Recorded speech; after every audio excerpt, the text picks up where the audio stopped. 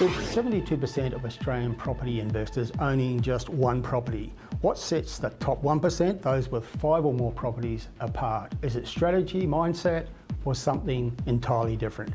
I'm Terry Ryder. The Property Playbook starts now.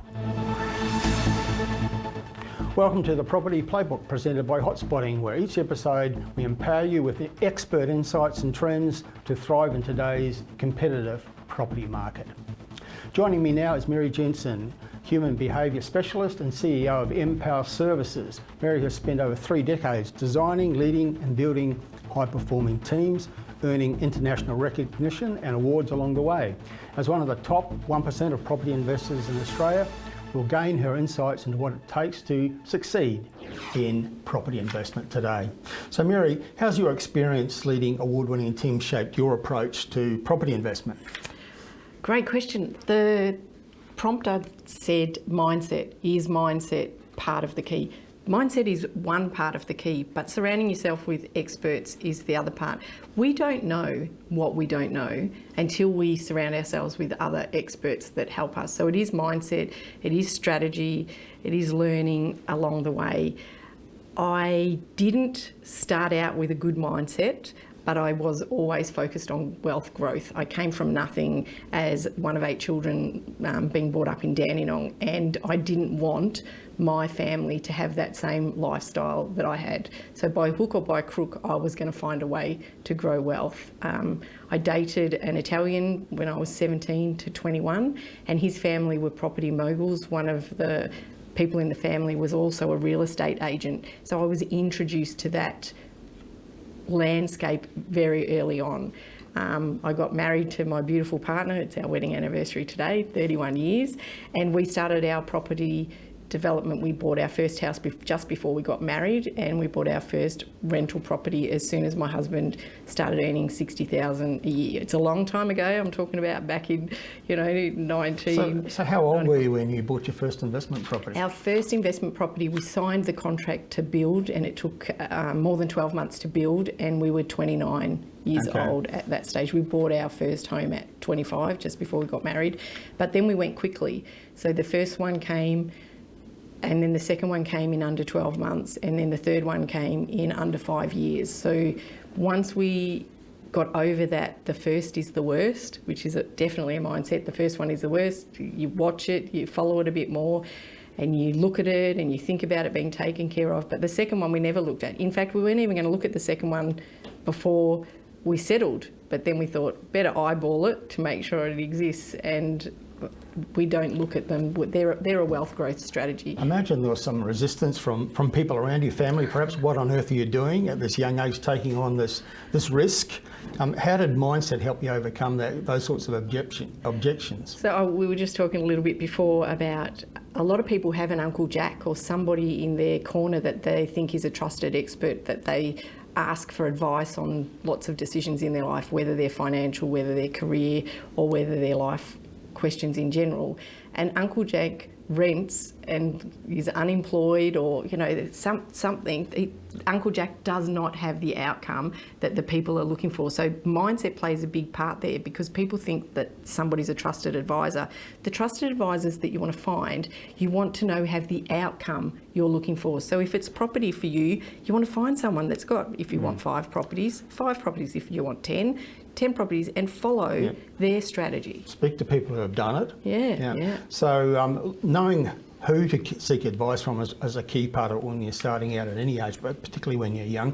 And I imagine also a willingness to actually spend money on good advice and information is a key part of the strategy that you espouse as well. One of the things that covers all aspects of life is you've got to spend money to make money. We can't stick $10 on the table and expect it to grow. You've got to put $10 into something that's going to appreciate, that's going to compound, that's going to create a greater outcome in the future. Okay. As you've gone along, I imagine you've developed strategy that's helped you build a portfolio that's well over 5 properties. So what are the key strategies that you employ? Diversification is one thing. So we have properties in numerous states because there's different tax advantages. Land tax is a killer in Victoria at the moment, or where you have multiple properties. Victoria is supposedly the most taxed state in the entire world. So Vic's hard at the moment, but to look at diversifying, so look at some domestic, look at some commercial, look at different ways to, and it depends what you're looking for. If you're looking for growth or if you're looking for positive cash flow, then they're two different strategies. So diversification geographically, it spreads your risk, but also reduces the likelihood of paying lots of land tax, but also diversification in types of property that you invest in, as that's part of what you do. Yeah. We invested in Acor Premier Vacation Club very early in our life. So then I started buying properties that were in the locations near the properties, so that when we could go on holidays, we could tax deduct our trip because we were checking out our properties at the same time. So looking at different ways. I know that the laws have changed a bit so you've got to have a great accountant to see how you can utilise different things like that to your advantage. Always ask a great accountant to make sure that you're covered in that space. So I assume your mindset is buy good real estate and keep it, and you accumulate rather than try to trade your way to wealth. Yes, we've right from the get-go had the view that we would buy and never sell. So, they fund our retirement and our kids can decide what to do with them after that. But that's also a good strategy to have. There's different ways that you can set your assets up to move into a trust that's only available on death. So those, if you're looking at growth and wealth for your family in the future, there's different things to look at as well. Okay, so the figures from the Australian Taxation Office show that most people who own investment property only own one. 72% of those who have an investment property in Australia have just one. Why do you think it is that so many people, I imagine they all start out with ambition to accumulate a portfolio, but most don't get there? Have you got any ideas of why that might be? Fear is one big thing, which is mindset based, but it's also the experience that you have. A lot of people, when they start out, they might not meet the best people to get them started. So if they have a poor experience the first time, they might stop. I don't understand, and I never have, why people that buy one investment property stop at one. I've never understood that. The minute that we had one and we were over that, the first is the worst hurdle, we were looking for the second one and looking to diversify. So that mindset, I struggle to understand how that happens. Yeah, I think maybe people buy poorly with their first property. They buy in the wrong location perhaps, or they pay too much. They don't buy in a location that gives them equity that they can release in the first couple of years of owning that property, and that may be, I think, one of the hurdles that they can't get over to go to their second and third and beyond. That's why the experts are so important. We don't have depreciation schedules. You have to get a depreciation schedule person to do that for you, so that you can utilise the biggest tax advantage in the properties. Mortgage brokers, our first couple of properties, I didn't even know mortgage brokers existed, and I didn't even understand that a mortgage broker can actually get you a lower rate than going to the bank direct. Like, that didn't make sense to me either, but once I knew that, of course I utilised that. Deposit bonds. On our first couple, I don't think we knew deposit bonds existed, and then we discovered deposit bonds. So then you don't even have to have the deposit yourself. You buy a deposit bond and those sorts of things. And if you've got equity in the other properties, then you've got the ability to shift that and utilise that to grow your portfolio. Yeah. So we all often say to people, build your team before you build your portfolio. You've talked about mortgage brokers. An accountant who understands real estate. Why is it important to have a good accountant on your team? I was an accountant. That was my first career for more than 30 years, and I focused in corporate accounting. There's lots of different accounting. There's the corporate, then there's the governments, then there's auditing.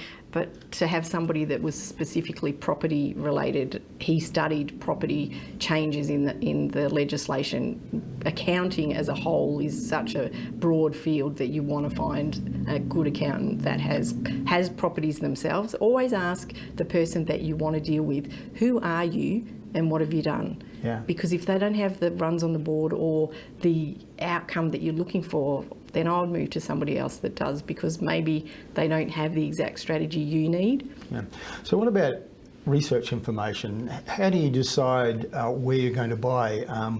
We obviously, being hotspotting, we do emphasise the importance of being willing to invest in good information to make sure that you make good locational choices. Is that something that's part of your mindset? 100%. We need to know what's going on. We need to have those trusted experts. We can't have all the information. Yep, I can jump on the Australian Bureau of Statistics and I can have a good look around about historical data and all that sort of thing, but I'm not an expert in that space in any way, shape or form. So surrounding yourself with those experts that can give you the information that you need, because maybe that first property somebody bought is in a poor location that didn't appreciate, it didn't give them the sense of growth that they were looking for, and then they believe that this strategy doesn't work. Whereas if they've invested in an expert, the experts help them to get the right property in the right place. They've asked them what's the purpose, if they're looking for future growth, if they're looking for fast growth, if they're looking for positive gearing or negative gearing, and they help them build that strategy that they want. They'll have a better experience with the first one, and then the second and third come easy. As I'm sure you've observed over the years that you've been a property investor, real estate's always changing and new trends are coming along. What are the trends that are currently out there that you're seeing that are going to guide your next purchases to add to your portfolio? So there's a bit of exciting change, I think, in the density of property on the land. We were talking earlier about I like them to monopoly pieces at the moment. They're squishing together 4 townhouses on a 15 metre, 17 metre wide property. But the other thing that interests me at the moment is NDIS, because you get some government support and some guaranteed rentals into the future. Guarantees are great. Sometimes you pay a bit more for a guarantee, but then you've got less risk. So it depends on your risk profile, whether you're willing to have higher risk or lower risk, and they're often personal things. And in relationships, one person in the relationship may have quite a high risk tolerance. My husband has lesser risk tolerance, but between the two of us, we even up. But boarding houses are a new thing as well, to try to build infrastructure now that has more people in a smaller space, because where population is growing and housing affordability is in crisis, and we're looking at investing in those to help twofold ourselves, keep growing our wealth strategy, but also help the market. And we could easily break each of those topics out into whole separate interviews, but we don't have time to do that today. But if you could give one piece of practical advice to a young person starting out as a property investor, hoping to become part of that elite 1% that owns 5 or more properties, what would that piece of advice be? I want to give 2 because they work together. Surround yourself with experts. They'll really help you get started, and start as fast as possible. As soon as possible, as young as possible, and keep going. Yes. Buy good real estate and keep it. Absolutely, yeah. Thanks for having me here today. It's been wonderful. That's the play for today. This is Ticker. We'll be right back. You're watching Ticker. We'll have more in just a few minutes.